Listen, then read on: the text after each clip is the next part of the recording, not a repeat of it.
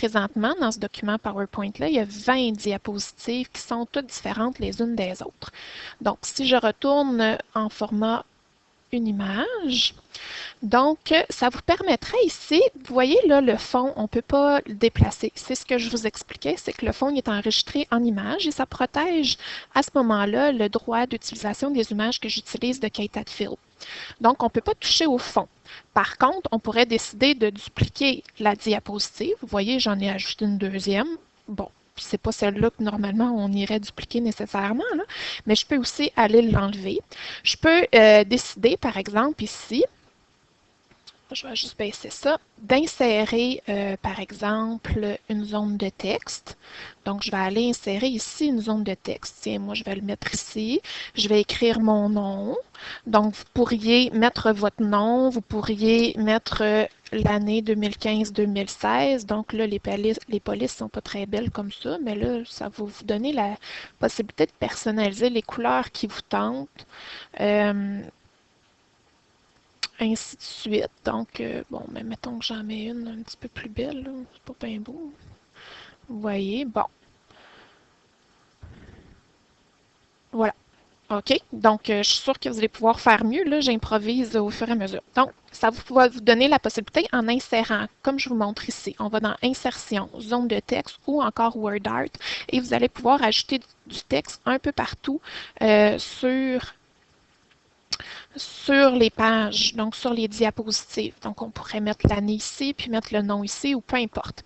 Donc, cette page-là, vous pourriez aller insérer tout simplement déjà, encore une fois avec des zones de texte, le nom de votre école. Donc, moi, c'est l'École Terre des Jeunes.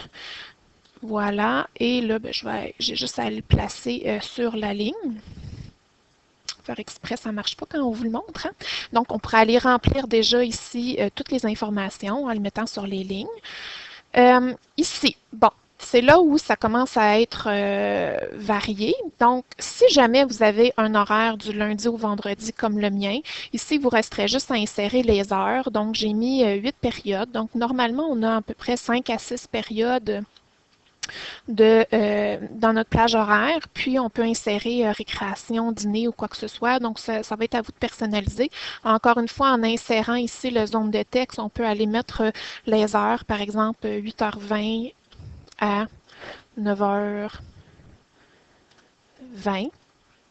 Et là, on peut changer la police, on peut changer la grosseur, on peut aller changer tout ce qu'on veut. OK? Pour que ça rentre dans les différentes cases. Et là, on pourra aller insérer ici les différentes périodes, donc vos matières ou les spécialistes ou quoi que ce soit. J'ai fait une version, c'est un peu petit là, parce que je ne voulais pas le mettre en mode paysage, mais il n'y a rien qui vous empêcherait de modifier le tout. Ceux qui ont une grille horaire sur 10 jours. Je sais que ça fait petit, là, mais ça va être à vous de personnaliser. Comme ce n'était pas dans mes besoins, ben, je vous l'ai mis, mais ça sera à vous de voir ce que vous voulez en faire. Donc, je vais juste aller enlever ça.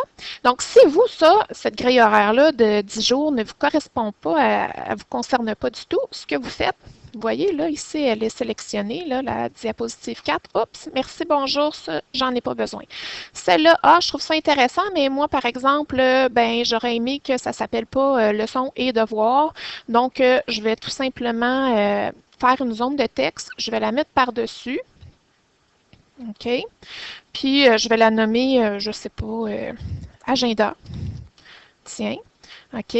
Mais ma zone de texte, ben, je peux, après ça, aller dans le format, la remplir en blanc et elle vient couvrir ce qu'il y avait en dessous.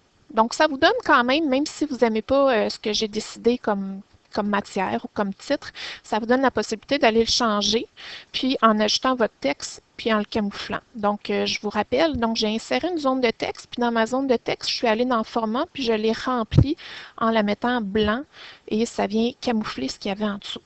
OK? Mais c'est toujours là. OK? Donc, ça va vous donner la possibilité de personnaliser ça.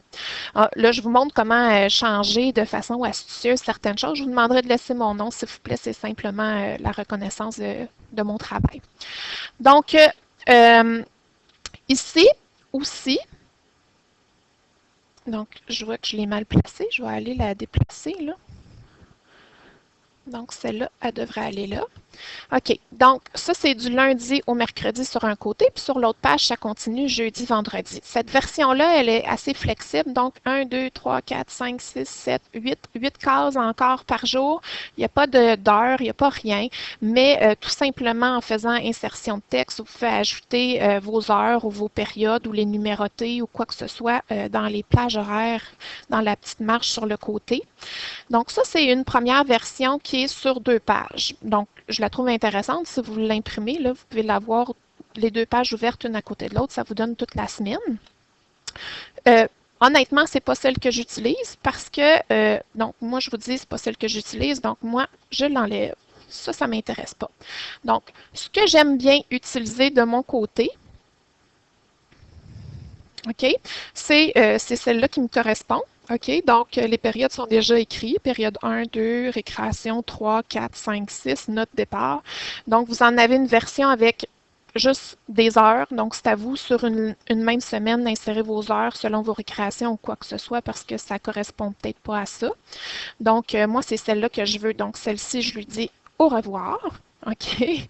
Donc, moi, la façon que je fonctionne, j'ai sur un côté, le côté de gauche, j'ai ma planification de la semaine par matière et sur le côté de droite, dans mon cahier de planification, j'ai ma grille horaire où je vais aller insérer juste qu'est-ce que je vais faire rapidement dans la semaine. Donc, ça, c'est la version que j'utilise. Donc, en sachant ça, moi, ces deux diapositives-là, je vais aller les sélectionner les deux. Donc, je vais cliquer 4 et 5 en pesant sur Shift. Vous voyez, sont sélectionnés en même temps. Et je vais aller les dupliquer. Donc, je vais faire, en cliquant sur la souris, dupliquer la diapositive. Vous voyez, j'en ai 2 autres qui sont apparus. Alors, je pourrais les dupliquer comme ça pour en avoir le bon nombre de semaines nécessaires. Donc, en sachant que moi, ces 2 diapositives-là, que j'avais 4 et 5, ben ça me fait une semaine. Donc, j'ai besoin de, je ne sais plus moi combien qu'on a de semaines dans l'année, mais mettons 40 semaines.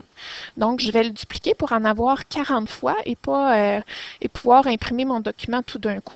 OK? Je ne le ferai pas jusqu'au bout, là, mais vous comprenez un petit peu le principe. La page de notes personnelles, ben, vous voulez qu'elle soit à la fin, donc ben, ici, sur le menu déroulant de gauche, vous le prenez, puis vous allez la mettre complètement à la fin, ben, avant la page de couverture de fin, évidemment. Donc voilà, ici la matière, pour rentrer vos notes, vous ne les prenez pas parce que vous aimez le faire directement à l'ordinateur ou dans un fichier Excel, ou vous en voulez plusieurs au contraire. Donc vous allez soit dupliquer la diapositive pour en avoir plusieurs. Donc encore une fois, je vais cliquer sur la diapositive, je clique ma souris à droite, je fais dupliquer la diapositive. Ou au contraire, je la sélectionne, je dis moi, j'en veux pas parce que je n'utilise pas ça, donc je peux les enlever. Il y a une feuille pour le budget.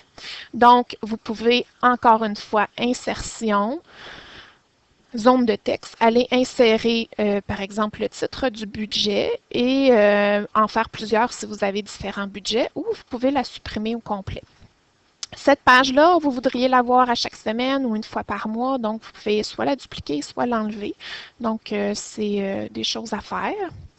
Ici, ben, l'idée de départ, c'est pour faire un calendrier mensuel. Donc, moi, ça ne me tentait pas de rentrer les dates pour toute l'année. J'aime que mon planificateur soit versatile et que je puisse imprimer à chaque année sans avoir à tout le refaire. Mais vous allez pouvoir le faire. Donc, en dupliquant ici le nombre de mois nécessaires, vous faites une insertion, vous écrivez ici dans la case ici le mois. Donc, par exemple, tiens, je vais y aller avec WordArt, c'est rare que je prends ça, mais disons que je vais avec septembre. OK, donc je vais aller le placer ici. Je vais le rapetisser pour que ça rentre tout simplement. Alors, voilà. Et vous pourriez décider pour chaque jour d'aller insérer la date, puis de faire ça pour chaque mois. Moi, ça ne me tentait pas. J'aime autant le faire à la main, mais en fait, en toute franchise, je ne prends pas cette feuille-là, mais je l'ai fait au cas où. Donc, si ça peut servir à quelqu'un. Donc, c'était pour le calendrier mensuel. Donc, vous pouvez l'utiliser comme vous voulez. Coordonnées importantes, ça c'est peu importe les spécialistes ou les gens que vous devez contacter pour vos fonctions d'enseignante ou d'enseignant. et coordonnées des parents. Si jamais vous voulez vous les noter dans votre planificateur, vous avez une page qui est possible de le faire. Donc, soit que vous les rentrez en insérant des zones de texte ou vous l'imprimez tel quel, puis vous le ferez à la main. Pour ceux que ça intéresse, il y a une feuille pour rentrer différents projets que ça vous tente de faire, soit de faire une feuille de projet par étape. Donc, on pourrait dupliquer 3 fois pour les 3 étapes et inscrire les différents projets que vous voulez faire ou vous décidez de tout simplement l'enlever. C'est selon. C'est intéressant, la même chose. Moi, habituellement, je les mets dans mes favoris à l'ordinateur directement, mais si vous désirez en noter quelques-uns, c'est possible de le faire. Donc, soit vous la gardez, soit vous la supprimez. Ici, ben, c'est une feuille que j'aime bien, surtout là, je vais être en 3e année. Là. Donc, pardon. J'aime bien quand il manque du matériel aux enfants d'envoyer puis d'avoir à cocher au lieu de tout écrire. Donc, vous pouvez l'imprimer ou la garder ou la supprimer. Donc, ça va être à vous de voir. C'est pour du matériel manquant pour les élèves. Donc, disons que moi, je l'enlèverais. Tiens. Note personnelle, encore une fois, ça, c'est celle que j'avais déplacée tantôt. Puis, vous pourriez en mettre plusieurs pages à la fin ou pas. C'est selon. OK? Et la page couverture à la fin. Donc, ça vous donne vraiment beaucoup de liberté. OK, on pourrait même ici ajouter une petite note. Ce cahier de planification appartient à Valérie Cadieux. Ne pas toucher. Sous peine de se faire mordre. Non, c'est une blague. Donc, c'est une blague. Mais vous pourriez ajouter, par exemple, des images bon, moi, j'aime beaucoup les hiboux, donc je vais aller me trouver une image. Tiens, je vais aller ici. My Cute Graphics.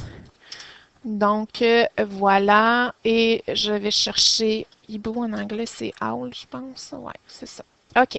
Donc, je peux décider d'aller ajouter ici une petite image de My Cute Graphics qui sont libres d'utilisation, ceux-là, donc qui sont très mignons pour les petits. Donc, voilà, puis ben, ça vous a permis encore là, une autre fois de personnaliser d'une façon différente en ajoutant des images que les autres n'auront pas sur leur cahier de planification.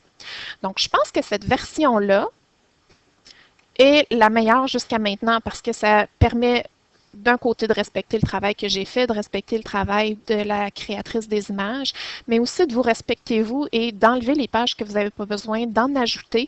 Donc, vous pourriez faire une nouvelle diapositive ici, puis dire, ah, moi, il me manque une page pour je ne sais pas quoi, là, il me semble que j'ai pensé à pas mal à faire, mais par exemple, la gestion de la bibliothèque. Donc, vous avez inséré une image ici, une diapositive, pardon, et vous pouvez insérer le document qui vous manquerait dans celui-là et aller le déplacer à l'endroit de votre choix.